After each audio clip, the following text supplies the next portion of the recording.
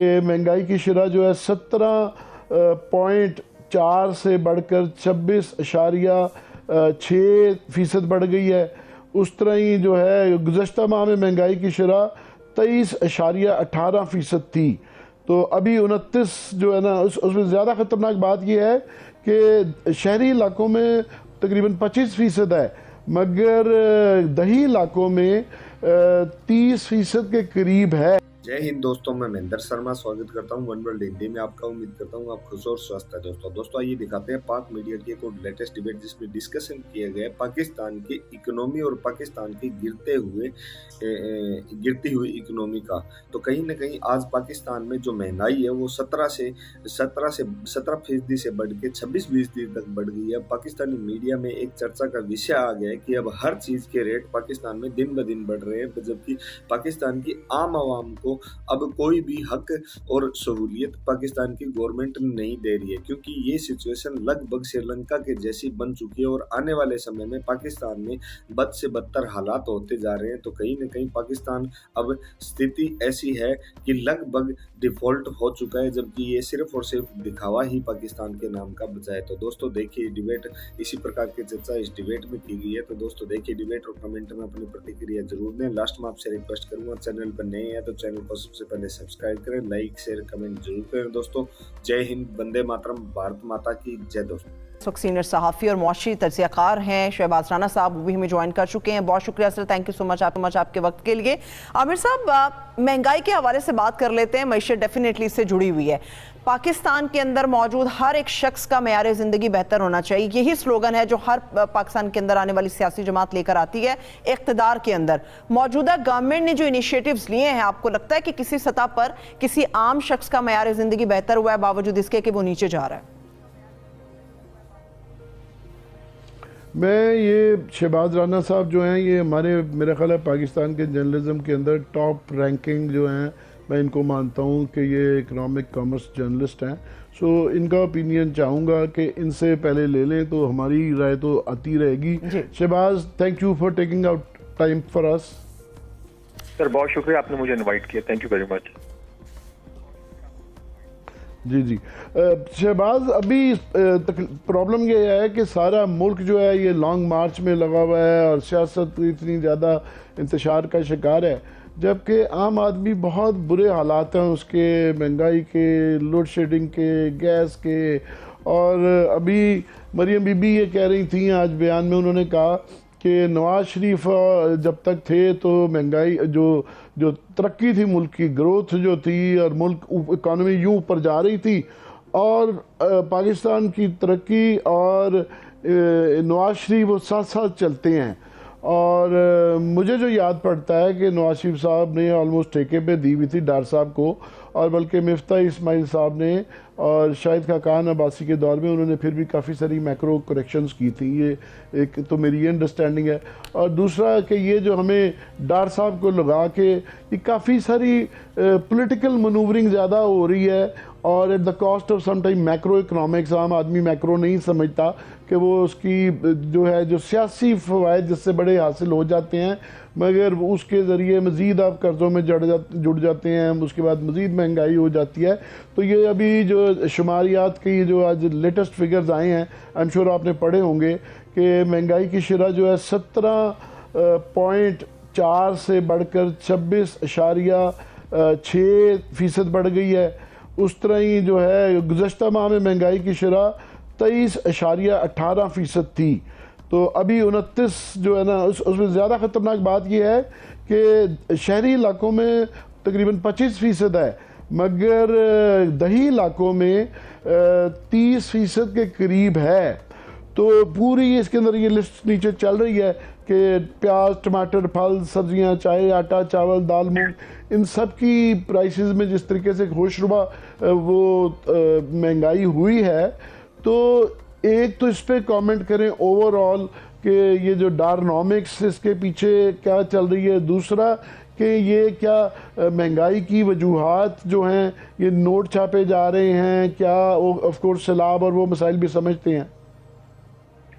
आमिर साहब बहुत शुक्रिया आपका। देखिए इसमें असल बात आपने खुद ही कर दी कि जब आप एक इवन के 26.6% भी महंगाई का नंबर लेते हैं तो एवरेज आउट में पाकिस्तान का जो मीर तरीन शख्स साहब और एक रेडी वाला उसकी आमदन जो है वो बराबर हो जाती है। तो यहाँ पे एवरेज जब महंगाई का आप नंबर लेते हैं तब भी वो चीज़ आप असल जो मसला है वो छुप जाता है। आपने खुद ही बता दिया कि देहातों में तकरीबन 30% महंगाई की शरह है, और उसके अंदर भी अगर फूड इन्फ्लेशन पे चले जाएं तो देहातों में फूड इन्फ्लेशन, हालांकि देहातों में सप्लाई बेहतर होती है, लोगों की खेतों तक रसाई होती है, देहातों में जो फूड इन्फ्लेशन है वो 37% है। और अगर आप फर्दर आप नंबर्स को देखना चाहें, मैं बहुत ज्यादा लोगों को अलार्म नहीं करना चाह रहा, जो पेरिशेबल आपकी जो खाने पीने की अशिया हैं उनके अंदर जो महंगाई की शरह है वो 70% है। तो पाकिस्तान का तकरीबन आपको पता है कि हमारी तकरीबन 30% हमारी जो आबादी है, अभी जो नंबर्स आए हैं पोस्ट डिजास्टर नीड असेसमेंट की जो रिपोर्ट सैलाब की आई है, उसके बाद तकरीबन 91 लाख लोग महंगाई की वो गुर्बत की सतह से नीचे चले गए। तो इसका मतलब ये हुआ कि पाकिस्तान में 30% आबादी जो है इस वक्त वो आपकी गुर्बत की सतह से नीचे रह रही है। इसके अलावा कोई 20% आबादी ऐसी है जो वल्नरेबल होती है, इस लाइन से थोड़ा सा ऊपर होती है। तो ये जो मैंने आपको नंबर्स बताए और आपको आज आपने नंबर सारे रिपीट किए हैं जो पीबीएस ने रिलीज किए हैं, पाकिस्तान की आधी से ज्यादा आबादी जो है इस वक्त महंगाई से बहुत बुरी तरह मुतासर हुई है, और ये एवरेज आउट होने में वो सारी चीजें छुप जाती हैं। आप देखिए प्याज की कीमतें इस वक्त पिछले साल के मुकाबले में 220% ज्यादा है, टमाटर की जो आपका जो टमाटर की कीमतें 220% ज्यादा है और प्याज की कीमतें 165% ज्यादा हैं। तो ये क्या वजह है कि हम जो 3-4 बड़ी कमोडिटीज हैं जो किचन में इस्तेमाल होती हैं और तकरीबन हर आपकी इम्पोर्टेंट जो आपकी डिश होती है उसमें वो इस्तेमाल हो रही होती हैं, हम इनकी सप्लाईज को भी बेहतर नहीं कर पा रहे। क्या ऐसी वजह है कि जब सडनली कोई दबाव आता है, हुकूमत थोड़ी सी हरकत में आती है, तो आपकी एक दिन में 50 रुपए फी किलो प्याज की कीमत कम भी हो जाती है? इसका मतलब है कि स्पेकुलेशन कहीं भी हो रही है, कहीं पे सूबाई हुकूमत है। क्योंकि आपको पता है कि जो कल प्राइम मिनिस्टर भी कह रहे थे, फूड कंट्रोल है, जो प्राइस कंट्रोल का जो एक निज़ाम है वो सूबों का काम है, वफाकी हुकूमत का काम होता है। उसकी सप्लाईज इम्पोर्ट आपने देखनी, अगर आपकी डोमेस्टिक आपकी सप्लाईज कम है तो इम्पोर्ट की इजाजत देकर उसको बैलेंस करना है। तो यहाँ पे हम ये देख रहे हैं कि पाकिस्तान की एक बड़ी आबादी जो है, आधी से ज्यादा जो आबादी है वो जिसका पहले ही इनकम के लेवल्स बहुत कम है, देहातों में तो इंतहाई कम होते हैं, रिलेटिवली सोर्स ऑफ इनकम कम होते हैं, इनकम कंसंट्रेट होती है चंद घरानों में, बड़े घरानों में, बाकी तो बेचारे अपनी रोजी रोटी पूरी कर रहे होते हैं। तो 70% अगर आपके मुल्क के अंदर पेरिशेबल फूड आइटम्स की कीमतें बढ़ जाएंगी तो ये लोग किधर से खाएंगे और क्या करेंगे? उसके ऊपर सोने के ऊपर सुहागा ये है कि 70% तो आपकी फूड इन्फ्लेशन होगी पेरिशेबल फूड के अंदर, आइटम्स की जो अशिया खाने पीने की आपकी हैं, आपकी सब्जियां हैं, आपकी फ्रूट्स हैं, जो आपकी ट्रांसपोर्ट ग्रुप है जिसमें आपकी सारी ये आपकी लॉजिस्टिक्स ये चीजें आ जाती हैं, उसके अंदर आमिर मतीन साहब महंगाई की शरह तकरीबन 54% है। तो आप ना आपकी मूवमेंट जो है वो चीप रही है, ना आपका खाना पीना चीप रहा है, तो आप सरवाइव कैसे करें? और ये सारे हालात के अंदर मुल्क के अंदर जो कुछ हो रहा है, अगर मैं पॉलिटिकल इकोनॉमी की बात करूं तो जो लॉन्ग मार्च हो रहा है, जो असल मसाइल है पाकिस्तान की इकोनॉमी के, उससे जो लोगों की तवज्जो है वो हट गई है। हर जो शख्स है वो या तो अपना इक़्तिदार बचाने के लिए लगा हुआ है या वो कुछ और मामलात में लगा हुआ है, और किसी को इक़्तिदार चाहिए, किसी को इक़्तिदार बचाना है। इस चक्कर में पाकिस्तान की आबादी का बहुत सीवियरली अफेक्ट हो रही है और किसी को परवाह नहीं है। हम अगर लोअर मिडिल इनकम ग्रुप और मिडिल इनकम ग्रुप को छोड़ भी दें, हम वो तबका जो अल्लाह का शुक्र हमारा इनकम लेवल बेहतर है, हमें इस दफा हीट आमिर मतीन साहब फील हो रही है। इसमें जो ग्लोबल आपके जो सर्कमस्टांसेस हैं, जैसे आलमी मंडी में तेल की कीमतें ऊपर गई, वो एक फैक्टर अपनी जगह पे है। उससे हट के पाकिस्तान के अपने मखसूस फैक्टर्स हैं। ये महंगाई क्यों बढ़ रही है, ये बहुत बड़ा सवाल है।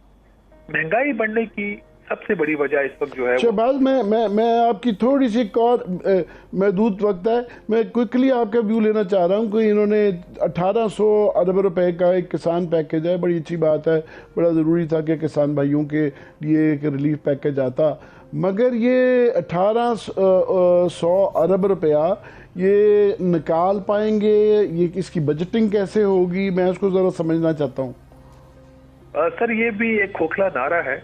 अगर जो 1800 अरब रुपया है, क्या कर्जों में जो देना है वो तो कमर्शियल बैंकों में करना है, देना है। कल हमारे दोस्त सनाउल्लाह खान साहब जो डॉन के लिए काम करते हैं, उन्होंने जो असल कल का जो इवेंट था उसका जो क्रक्स था सनाउल्लाह साहब के सवाल के अंदर था, जिसका एक सेटिस्फैक्टरी रिप्लाई नहीं आया। देखिए ये 1800 अरब रुपया बैंकों ने कर्जा देना है। इस साल 1400 अरब था, अगले साल वो 1800 कर देंगे। जो किसान जाता है वो किस चारा सूद के ऊपर वो कर्जा लेता है? वो चंद को छोड़ के कहीं भी आपने थोड़ा बहुत अगर सब्सिडाइज किया, उसकी रकम भी उन्होंने बहुत कम रखी हुई है। बाकी तो कर्जा आपको हाईली एक्सपेंसिव रेट्स के ऊपर मिल रहा है। नंबर 1 उसका हुकूमत के बजट के ऊपर उस सब्सिडी की मद में वो भी उन्होंने बहुत मखसूस छोटा सा एक उसका पोर्शन रखा हुआ 20 तरफ या जितना मुझे समझ तो याद नहीं है। उसके अलावा वो डायरेक्ट जो है वो जो किसान है उसको वो बैंक से ले रहा है। इनका उसमें क्या रोल है मुझे इसकी समझ नहीं आ रही। नंबर 1। नंबर 2 जो है आपका इनका कुछ इन्होंने जो खाद की प्राइसेस के ऊपर भी है, अब वो एक अच्छा इकदाम आप उसको कह सकते हैं कि जहाँ पे आपकी कीमतें डीएपी की भी बढ़ रही थी, बोरी की और यूरिया की भी बढ़ रही थी, वो इन्होंने कमिट किया है कि हम 2000 रुपया या 2500 रुपए की बात हो रही है। आज कुछ लोगों को मैसेज 2000 रुपए के भी गए गवर्नमेंट के नंबर से। तो फी बोरी ये 50 किलो की जो बोरी है उसकी कीमत कम करना चाह रहे हैं, ये एक अच्छी बात है। इसमें सिर्फ एक चीज देखने की जरूरत है कि ये जो 2000 या 2500 रुपया फी बोरी कम हो रही है, इससे पहले प्राइसेस में इंक्रीज कितना आया था? क्या पहले इंक्रीज करके उसमें से कुछ कमी की गई है या जेन्युइनली इसके अंदर कुछ कमी की गई? That has to be seen. मेरा ख्याल है कि प्राइसेस मार्केट में मुझे इनके जो एक किसानों के एक लीडर थे उनकी आज मुझे कॉल आई थी, वो कह रहे थे कि पहले मार्केट में प्राइसेस ऊपर गई, उसके बाद उन्होंने कमी की है, तो कोई major benefit in real term जो है वो फार्मिंग कम्युनिटी